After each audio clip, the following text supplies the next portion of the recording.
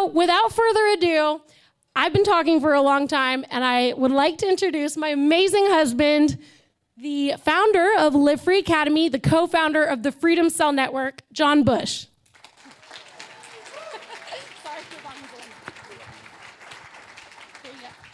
Give it up for Rebecca, ladies and gentlemen. Wow. Well, here we are once again. How many people have been to another land summit before? See a show of hands. Okay, excellent. You know, we always struggle sometimes because some folks come to the previous events and, you know, of course, we give you sales calls and some texts and maybe a couple emails. And some folks are like, you know, I'd love to go, but we're busy. We just bought a 50-acre property, and we got the tractor that just got delivered, and we got a lot to do. So be careful if you come to one of these events, because you just might find yourself with a whole load of work. But we like to work, don't we? We're trying to change the world. But in order to change the world, we got to start by changing ourselves. So, of course, I wanted to have some nice, elaborate presentation with a little clicker. Or a switcher. I called it a clicker, and Jack's like, okay, Grandpa, I'll call it a clicker. Is that what you older folks used to call the remote control? So pretty soon there won't be a remote control. You'll just change the channel when we all have our neural links installed. No, boo. No technocracy, folks. So as I was going to say, I wanted to have this nice presentation, but it takes a lot of work and energy to put on this event, so I'm just going to speak from the heart. I want to thank each and every one of you for being a part of what we're doing. It does take a lot of work and a lot of struggle and some stress, but we turn the stress into eustress, which is actually a productive form of stress. Did you guys know you could do that? You're feeling stressed out. Instead of letting it bring you down, getting frustrated and overwhelmed, you just convert it, you transmute it into a stress that drives you to be more productive. And that's what we aim to do. And I've been telling myself, as we're working the late hours, and of course we're hosting the VIP dinner at our property, so we work late at the office getting all the event together, and then we got to go home and get the property looking nice. You ever know when you host people over at your place, that your place tends to look better than it's ever looked before, of course, so you guys will see the best version of the property. It's not going to be all trashed out, but Becca's like, what, John? But I keep telling myself that we push through it because we do all of this for the impact that it has on each and every one of you and the impact that it has on us, because we are facing some pretty dire times and things continue to get crazier and crazier and crazier out there. It doesn't have to be so crazy in here or in here. Because the more we can be at peace, the more we can align with our purpose and our values, the more effective we can be in not only changing the world for ourselves, but also changing the world for future generations to come. So just want to thank each and every one of you for being here. Give it up for being here. Yeah. All right. I do want to thank all of our incredible volunteers and amazing staff that's here, and of course the staff at the Bastrop Convention Center. So let's give it a round of applause for everybody that made this event possible. And thank you to Becca, too, because she's been rocking and rolling. Let's also shout out our virtual immersion audience here. Welcome, folks. We see Billy on the scene, Sandra, Jinsenstein, Marine. I want to encourage more folks to turn on their cameras, please, ladies and gentlemen. And shout out to the folks on the free stream that are watching on YouTube or Odyssey. So I want to share with you about a book that I've been reading that has really clicked for me. It's called Outwitting the Devil by Napoleon Hill. Is anybody familiar with Napoleon Hill? He authored Think and Grow Rich and a whole other slew of pieces of literature. And this particular book, Outwitting the Devil, was kept hidden for quite some time. Whenever he was alive, he was working for a church, and his wife didn't want it to be published because he thought it would get him in trouble with the church. And then whenever he passed, his family and his grandchildren didn't want it to get published because it was so controversial. Well, it was finally published, and somebody that I follow really closely in the marketing world named Russell Brunson is absolutely obsessed with the work of Napoleon Hill. And he has brought some of this stuff to light. It was published back in 2005 or 2006, but I've been reading it, and Russell Brunson inspired me to dive deeper on it.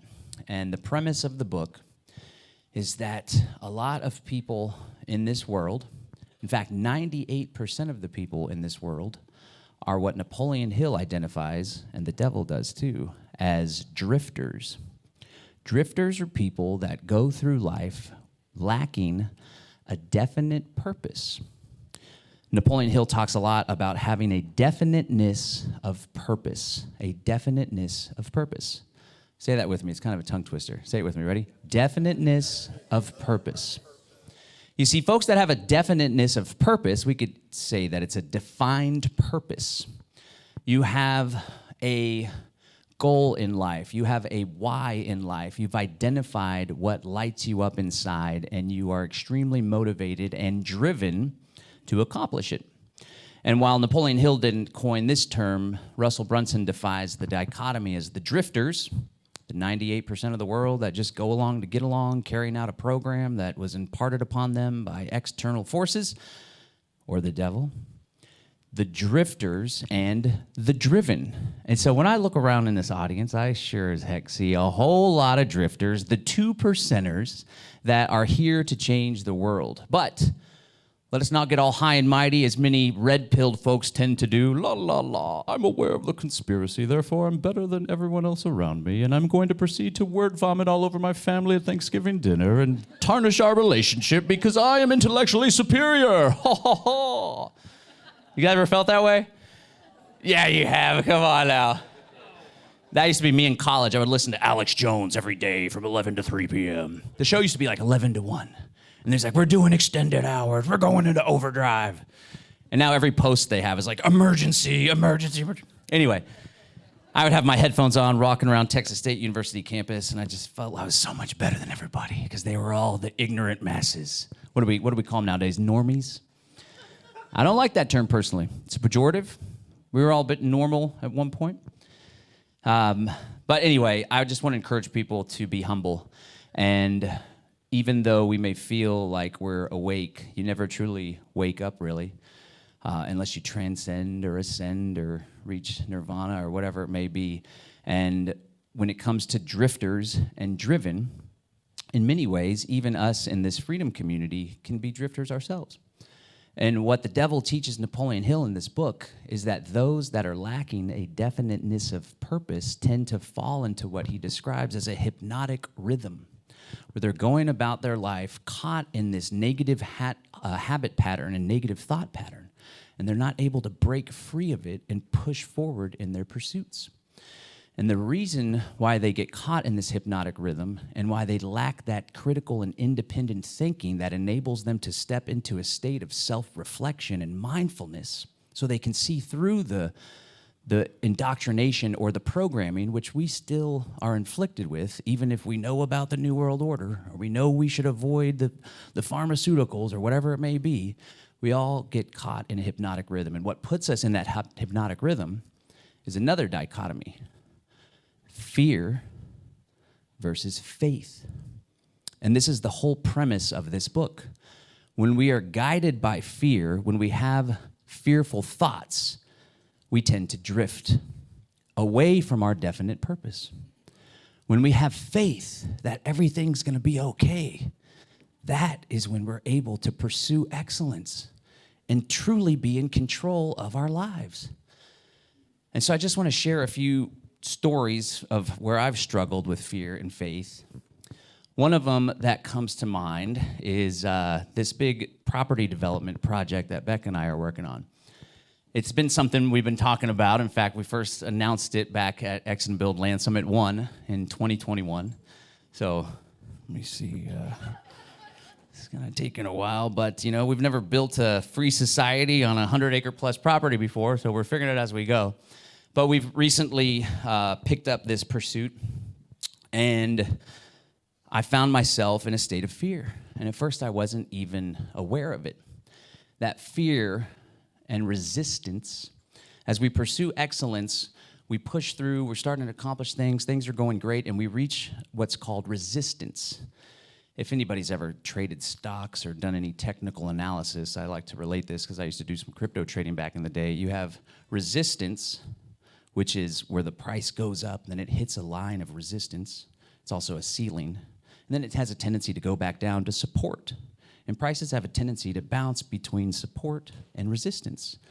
Well, whenever you get to that resistance, you're doing great, your price is going up, your life is going great, you started a new business, you got the garden going, and then you hit resistance, and you got a bad quarter, or the caterpillars just eat all of the damn tomatoes, and you're like, rats. You hit resistance.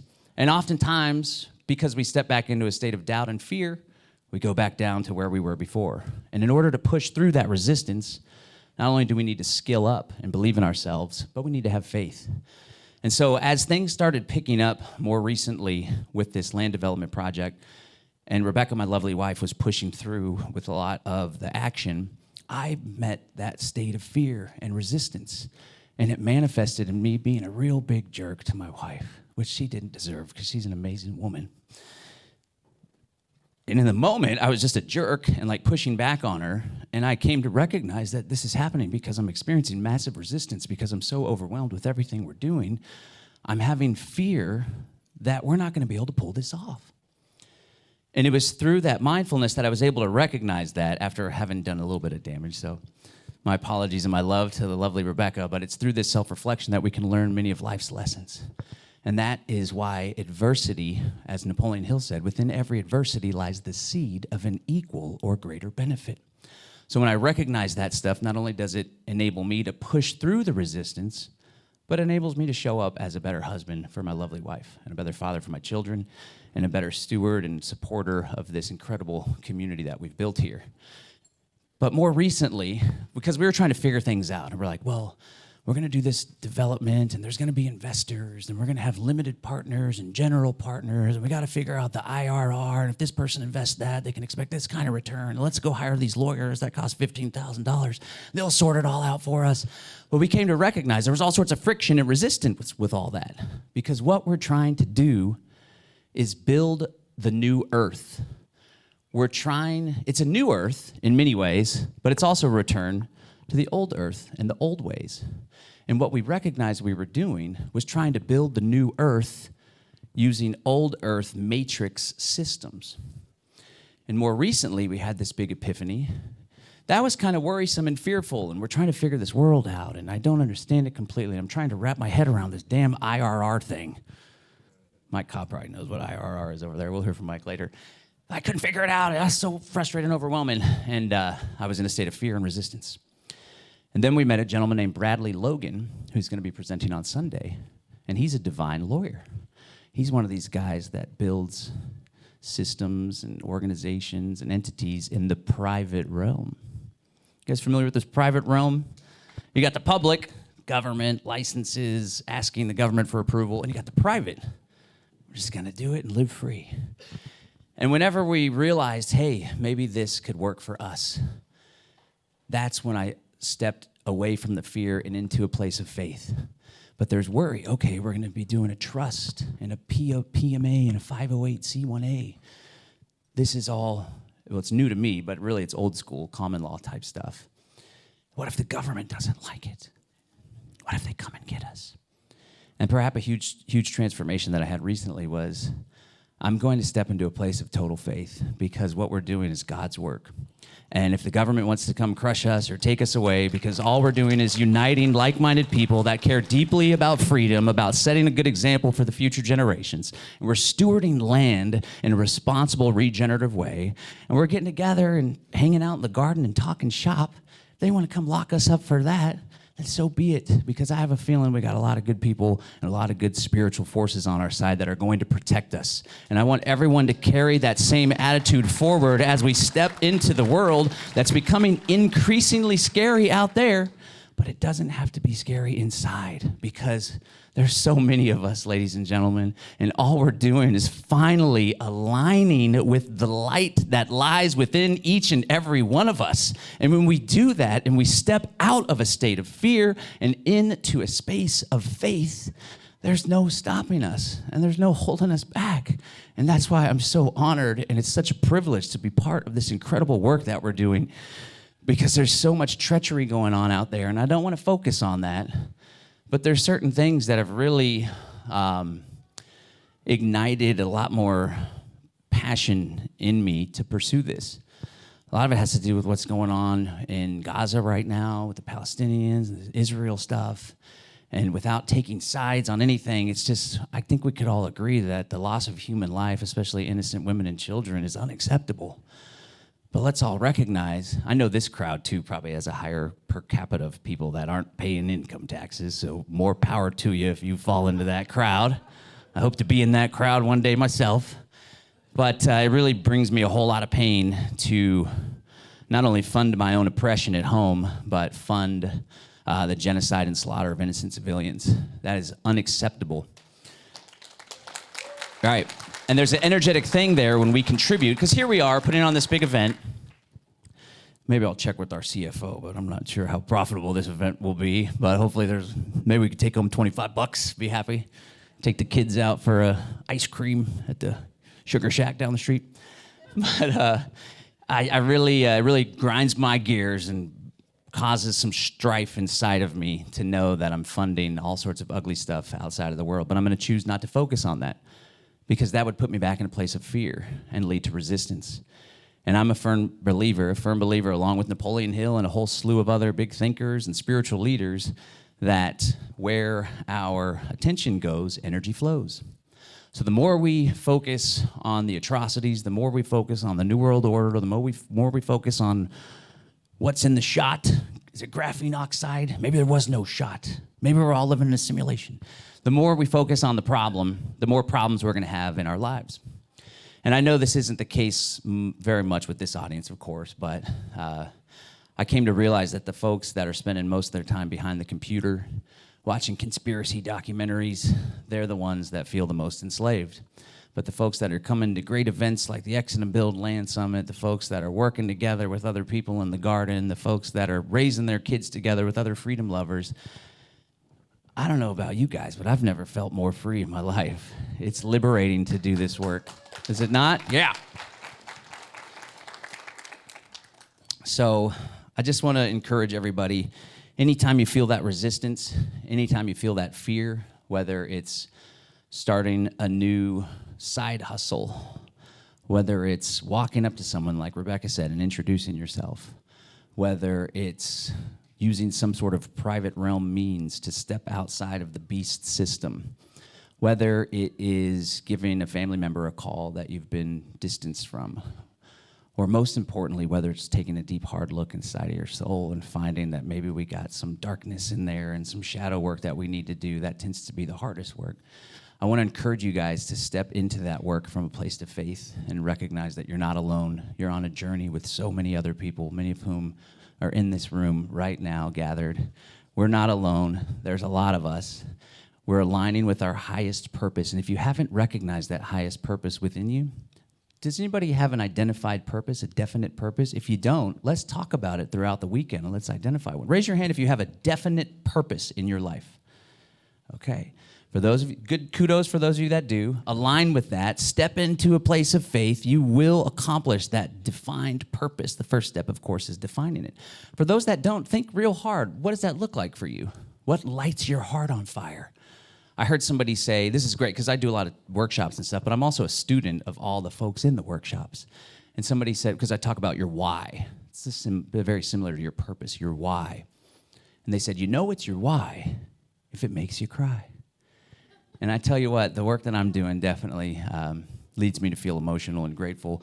So I know that my purpose, which is to create an environment where our freedom family can experience true political autonomy, where we can self-govern, where we can decouple ourselves, where we can exit from that beast system that seeks to enslave us, and we can build a better world, not only for ourselves, but for the future generations. That's my purpose. So I want to remind you and encourage you guys, find that definite purpose through mindfulness, self-reflection, and awareness. When you hit that fear and that resistance, take a step back, take a deep breath, and recognize that it's not that you don't have the skills, it's that maybe you're lacking a little bit of belief.